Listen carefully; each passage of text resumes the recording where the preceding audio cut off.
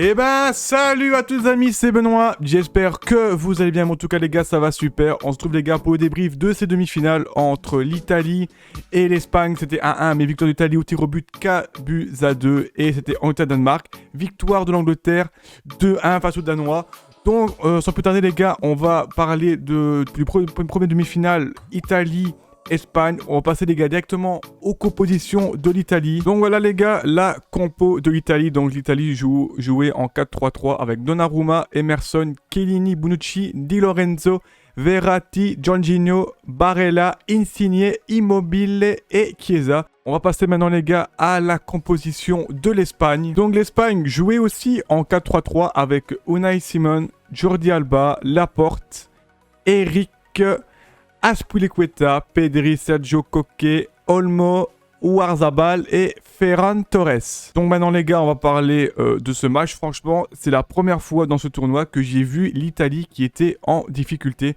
Car on sait que les Espagnols, depuis le début de cet Euro, c'était pas flamboyant. Mais là, je sais pas, ils ont bien joué. Genre en fait, ils ont joué pour la passe possession et ça a vraiment embêté les Italiens. Parce que moi, dans ma tête, avant le match, j'ai cru que les Italiens allaient vraiment les bouffer.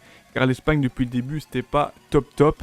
Même contre la Suisse, on avait vu que c'était pas top. L'Espagne, les gars, ils ont vraiment super bien joué. Allez, ils avaient la possession de balle à la fin de ce match. C'était vraiment un bon match. C'était un match de demi-finale. Donc moi qui étais les gars critique envers l'Espagne, car au début c'était pas laborieux du tout, moi je les voyais pas aller aussi loin, mais franchement ils ont mérité leur place en demi-finale et ils ont quand même accroché l'Italie jusqu'au penalty, donc ils auraient pu passer. Donc au veto du score les gars pour les Italiens de Chiesa, une belle frappe enroulée, et là à un moment donné à la fin du match, il y a le coach de l'Italie, je pense qu'il a fait une petite erreur. Il a fait plein de changements, on a vu, il a voulu consolider derrière, arrêter sa tactique et tout. Et là, les Espagnols, avec l'entrée de Morata, ils ont transversé la défense Bonucci et Chiellini avec un petit 1-2 avec Olmo. Et Morata, qui était fort critiqué depuis le début de ce tournoi, et même sa famille a eu des menaces de mort et tout. Vraiment les gars, c'est que du foot, donc faut arrêter de faire ça, surtout les gens qui ont critiqué sa famille. Donc Morata marque le 1-1, il permet à l'Espagne d'aller en prolongation, et là on voyait que les deux équipes étaient au bord du gouffre, même si elles étaient fort fatiguées, tout ça, donc ça n'allait pas trop vers l'avant, à part peut-être des petites occasions, mais Morata à un moment il a fait une percée, et il a voulu trop en faire. Et là c'est des tirs au but. Et l'Italie s'en sort magnifiquement. Avec un premier raté de Locatelli. Après Olmo qui tire carrément au-dessus. Et après les Italiens ils ont fait un parfait. Franchement ils ont tout réussi leur tir au but. À part celui de Locatelli. Et Morata malheureusement rate son tir au but. Donc, mais bon, pour moi il a été critiqué. Mais il a quand même, grâce à lui à un moment donné. C'était en 8e de finale contre la Croatie qu'il se relance en prolongation. D'autres ici, c'est grâce à lui qu'ils vont en prolongation, donc du coup, il faut pas trop le critiquer Morata, même si en Espagne, comme on t'a dit, en Espagne, il manque un vrai buteur, car le remplaçant de Morata durant le match, c'était Oyarzabal, mais franchement, il y a une occasion, il doit la mettre, hein, et même des contrôles et tout. En fait, il manque un vrai tueur en Espagne, et du côté de l'Italie, c'est pareil, Immobile, franchement... Heureusement qu'il y a Chiesa et Insigne sur les côtés, car Immobile, il fait pas une belle Coupe du Monde. Hein. Ah, il a mis quelques buts en phase de poule, mais pour moi, il fait pas une belle Coupe du Monde. Hein. Mais bon, l'Italie, les gars, est en finale, et je suis content, car pour moi, vu qu'ils ont été éliminés la Belgique, je veux qu'ils gagnent cette finale, car ils vont affronter, les gars, l'Angleterre. Donc là, maintenant, on va passer au deuxième demi-finale, Angleterre-Danemark. Ils vont affronter l'Angleterre, qui ont gagné 2-1. Face aux Danois. Donc là, on passe directement, les gars, à la composition de l'Angleterre. L'Angleterre jouait en 4-2-3-1 avec Pickford, Shaw, Maguire, Stones, Walker, Rice, Phillips, Sterling, Mount, Saka et Harry Kane, le 9, le capitaine de cette équipe. Maintenant, les gars, on va passer aux compositions du Danemark. Le Danemark jouait en 3-4-3 avec Michel, Vestergaard, Pierre, Christensen, Mail, Delaney, Osberg, Straeger, Damsgaard, Dolberg et Braithwaite. Donc les gars, ce match franchement, c'était un match d'hommes. C'était un beau match, ça allait dans tous les sens. Ouverture du score les gars pour le premier coup franc direct de l'euro de Damsgaard. Il met un coup franc magnifique. Mais le coup franc les gars, il est magnifique. Mais je pense que... Parce que vu qu'en fait, la balle elle est flottée, tu vois. Mais allez, il est beau le coup franc les gars, il n'y a rien à dire. Mais je crois que si c'est un Hugo Lloris ou un Thibaut Courtois, un gardien plus grand, je pense qu'il l'a. Même si je pense pas qu'il aurait tiré de la même manière. Mais franchement, les gars, le coup franc, il est magnifique. Après, malheureusement, autogol. Autogol du Danemark. Mais bon, là, il n'y avait pas le choix. Soit il taclait pas, ou bien c'était Sterling qui marquait.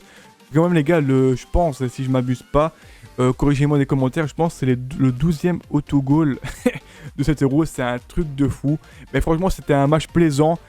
Et franchement, dans ce match, à la mi-temps, il y a beaucoup de joueurs qui étaient fatigués, côté danois surtout. Et on sait que l'Angleterre, ils ont un banc de feu.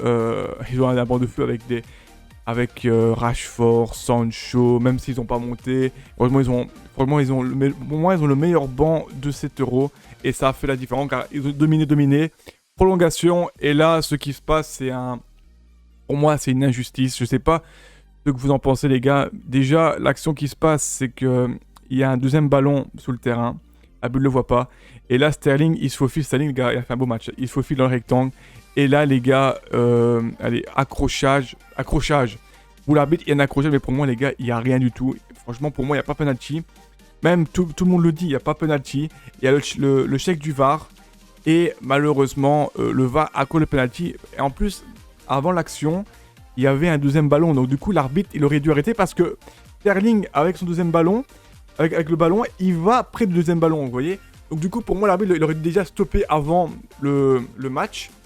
Parce qu'il y avait deux ballons. Déjà, même au provincial, ça se passe comme ça, même dans le football amateur en district.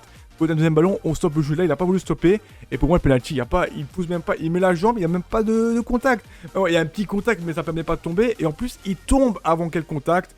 Donc penalty, Harry Kane s'en charge, il tire, il le rate. Mais après, il suit et il marque. Franchement, c'est cruel pour le Danemark. Franchement, allez, en plus, c'est... Allez, la VAR depuis le début de ce tournoi, allez, franchement, c'était top. Il n'y a pas eu de grosses... de grosses erreurs. Et là, pour moi, c'est une grosse erreur parce que t'as l'arbitre qui dit penalty, il y a la VAR qui dit, il va même pas vérifier, directement il dit penalty, quoi. Donc pour moi, la plus grosse erreur de ce tournoi. Maintenant, dites-moi dans les commentaires si pour vous il y a penalty ou pas. Pour moi, il n'y a pas penalty. Donc l'Angleterre se qualifie. Désolé, les gars, il y a une mouche. L'Angleterre, les gars, se qualifie avec pour moi un but litigieux.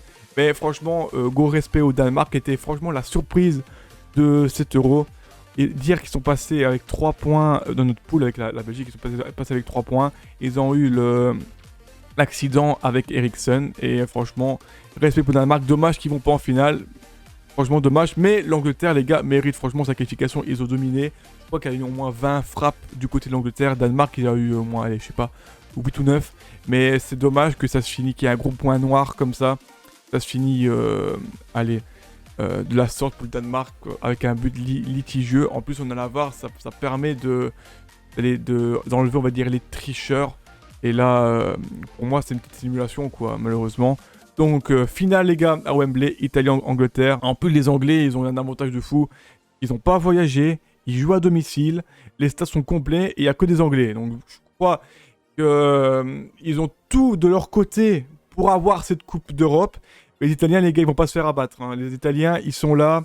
On voit que c'est costaud. Et moi, mon pronostic, j'espère que l'Italie va gagner car c'est une belle équipe, une équipe joueuse. Et honnêtement, pour moi, au tout début, ce n'était pas les favoris. Au tout début, moi, je voyais bien au début France, Belgique, Portugal, Allemagne. Vous voyez, même Angleterre, on les mettait un peu. Mais là, les Anglais, allez, pour eux, c'est un Euro à domicile. Je crois qu'ils ont fait qu'un seul déplacement. C'est le quart de finale qu'ils ont joué contre l'Ukraine. Donc voilà les gars, finale Italie-Angleterre, ou bien Angleterre-Italie, je ne sais pas, ça Wembley. On va voir s'il y aura beaucoup de supporters italiens et je l'espère. Comme ça, ce sera un beau match. On espère aussi les gars avoir un beau match, pas un match fermé, un match ouvert. et que le meilleur gagne, même si j'espère que l'Italie va gagner. Les gars, j'espère que cette vidéo vous aura plu. Bien sûr, n'oubliez pas de vous abonner, de partager, de commenter, de mettre le petit pouce bleu les gars, et la petite cloche les gars, c'est super important. C'est Benoît, et ciao les gars.